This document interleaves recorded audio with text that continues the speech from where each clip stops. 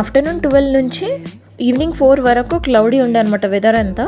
ఇంకా సర్లే అని చెప్పి ఈరోజు కూడా వర్షం పడుతుందేమో అని చెప్పి బట్టలన్నీ వాషింగ్కి అయితే వేయలేదు. మళ్ళీ 4 o'clock చూస్తే మాత్రం మళ్ళీ ఎండ అయితే కొడుతుంది. మొన్ననేమో న్యూస్లో కంటిన్యూగా 3 days అయితే వర్షం పడుతుంది అన్నారు. మొన్న మండే రోజేమో బాగా క్లౌడీ వచ్చింది, లైట్గా వర్షం కూడా పడింది. నిన్నంతా మళ్ళీ ఎండ కొట్టింది. ఈ రోజేమో క్లౌడీగా ఉంది, ఎండ అయితే కొట్టింది అనమాట. సో ఏంటో ఈ వెదర్ చేంజెస్ ఎప్పుడు ఏం మారుతుందో అస్సలు అర్థమే కావట్లేదు.